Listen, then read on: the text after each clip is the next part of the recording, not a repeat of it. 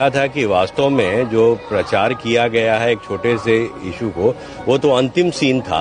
दरअसल हम लोग जब निरीक्षण किए थे, हम लोगों ने 1 घंटा उस स्कूल का निरीक्षण किया और निरीक्षण के दौरान ये पाए कि स्कूल की व्यवस्था जो वास्तव में वो हेडमास्टर के द्वारा, उनके द्वारा जो की जानी चाहिए थी, उनके द्वारा सही ढंग से नहीं की गई थी। यहाँ तक कि हेडमास्टर के रूम में तो पंखा और बिजली लाइट हम लोगों ने देखा, लेकिन किसी क्लासरूम में लाइट नहीं था,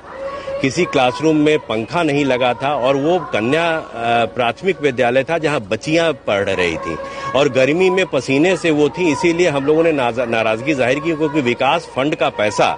मैंने 1 साल शायद नहीं आया था कोरोना का, उसके पहले आया हुआ था, लेकिन उस पैसे का लगता है या तो अपव्यय हुआ या सही ढंग से उपयोग नहीं हो सका, कहीं पंखा नहीं लगाया गया था। इस बात की नाराजगी हम लोगों ने व्यक्त की थी और हमारे जो हेडमास्टर थे उनको हम लोगों ने कहा था कि ये किस तरीके की अव्यवस्था उन्होंने कायम कर रखी है, जहां की बच्चियों को वो गर्मी में, और यहां तक कि बेंच भी नहीं थे, लेकिन हम लोगों ने कहा कि दरी की व्यवस्था भी कम से कम करके रखते जहां की बच्चियां बैठ के पढ़ सकती थी। हालांकि बेंच की व्यवस्था होनी चाहिए थी हमारे हिसाब से, लेकिन जो भी थी वहां पर स्थिति अच्छी नहीं थी। इसकी नाराजगी हमने जाहिर की थी प्रिंसिपल को अपने पूरे निरीक्षण के दौरान। अंतिम के समय में हम लोगों ने जब निकल रहे थे, हम लोगों ने जो